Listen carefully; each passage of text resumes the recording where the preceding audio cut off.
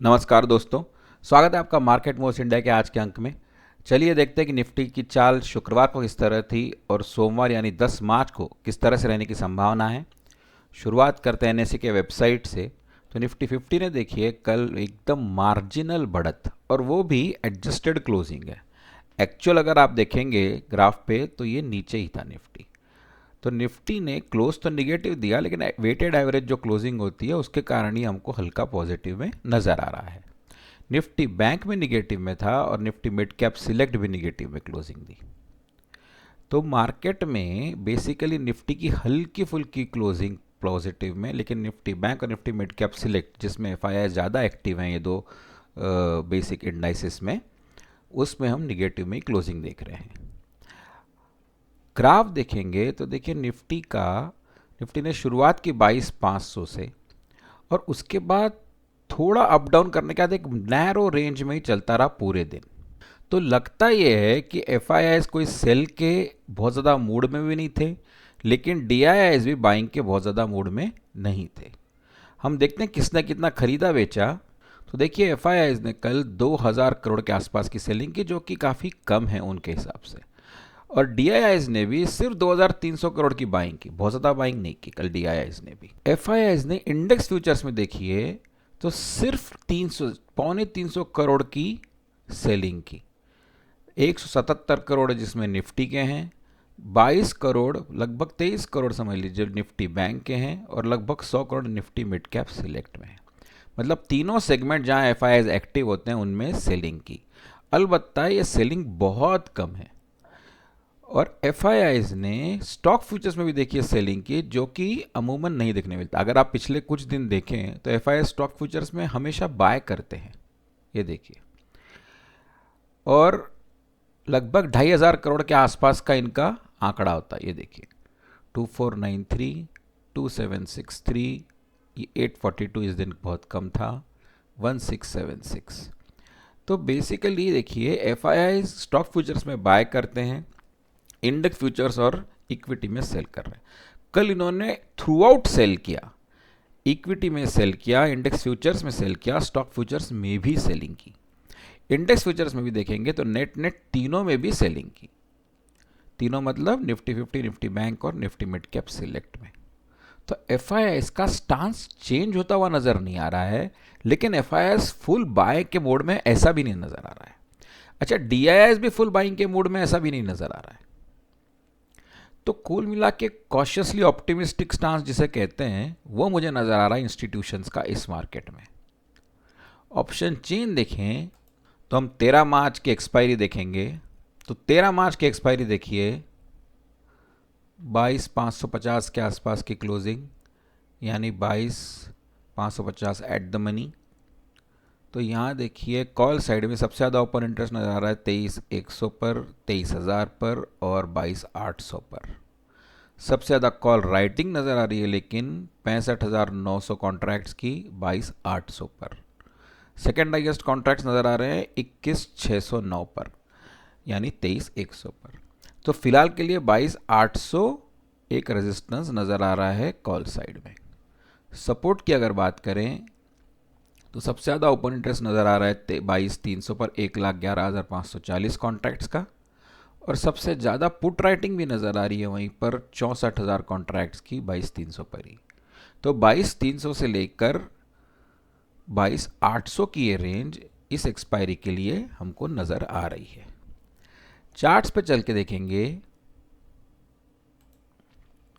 तो चार्ट्स पर देखिए ये मैंने एक चैनल बनाया है बेसिकली कि निफ्टी इसी चैनल में लार्जर ट्रेंड अभी भी निगेटिव ही है और इसी ट्रेंड में इसी चैनल में निफ्टी फंक्शन कर रहा है।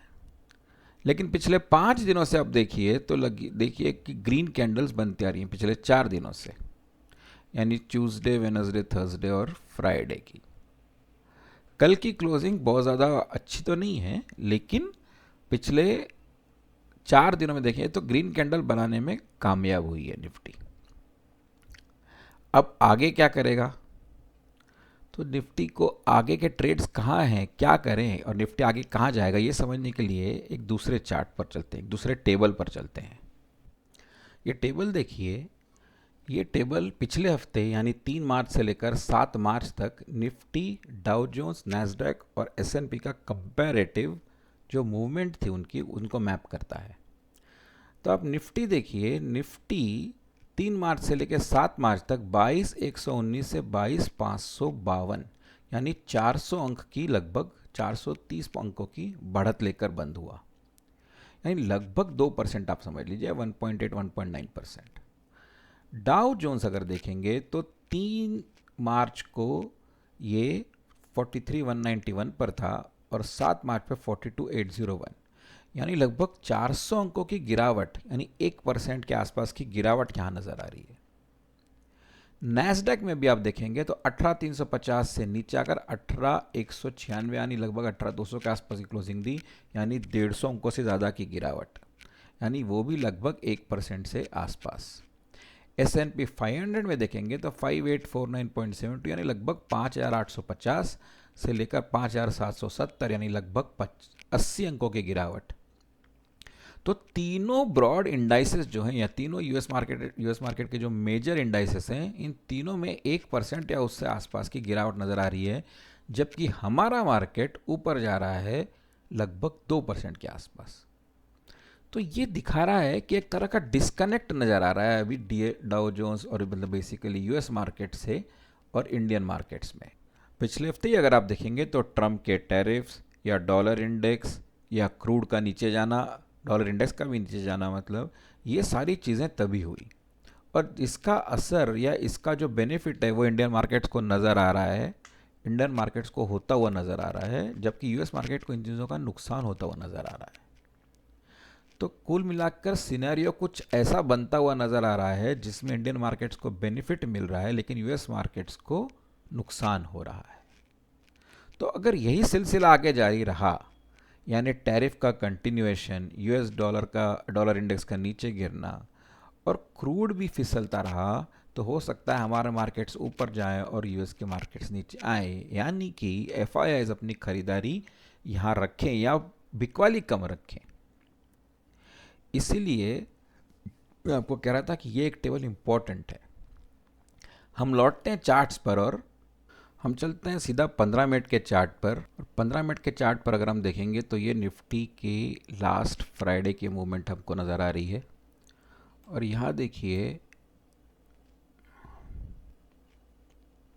ये जो एक रेंज है 22,600 से लेकर 22,630 तक, 22,640 तक, 22,635 समझ लीजिए, तो 22,605 से लेकर 22,635 की जो रेंज है, यहाँ मुझे सेलिंग की प्रोबेबिलिटी नज़र आ रही है। अगर बाय करना है तो ये 22,500 का एक नेचुरल सपोर्ट चार्ट्स पे तो नज़र नहीं आ रहा है, लेकिन एक नेचुरल सपोर्ट 22,500 का है, वहाँ से हो सकता है हल्की फुल्की बाइंग आ जाए। कल यूएस मार्केट कहाँ बंद हुए और हमको कल उनसे क्या संकेत मिले वो चेक कर लेते हैं।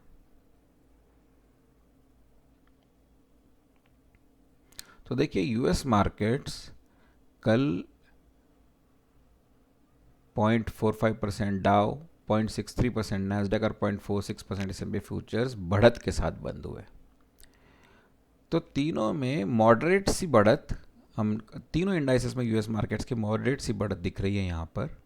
और अगर हम देखें कि उनका हैंडओवर एसजीएक्स निफ्टी और गिफ्ट निफ्टी पे क्या असर रहा, तो 55 अंक बढ़ते हुए नजर आ रहे हैं, यानी 0.25%। तो 55 अंक हो सकता है हम गैप, अगर सब कुछ ठीक रहा, ट्रंप ने कुछ नहीं कहा और यूएस पॉलिसीज़ वैसे ही रही हैं, सब कुछ ठीक रहा, तो लगभग 55 अंकों की बढ़त के साथ, 50 अंकों की बढ़त के साथ हम सोमवार को शुरुआत कर सकते हैं।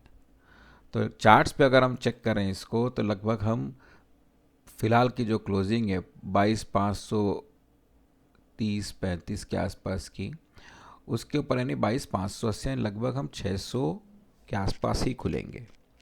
और फिर अगर ऊपर जाता है मार्केट तो यहाँ से सेलिंग आने की संभावना है। अगर मार्केट 635-640 के ऊपर 15-20 मिनट टिक जाता है तो हो सकता है कि मार्केट और ऊपर यहाँ से जाए। तो दोस्तों ये था निफ्टी का एनालिसिस फ्राइडे का और लेवल्स कल के लिए यानी मंडे के लिए। हम फिर मिलेंगे एक नए वीडियो के साथ, तब तक के लिए नमस्कार, धन्यवाद।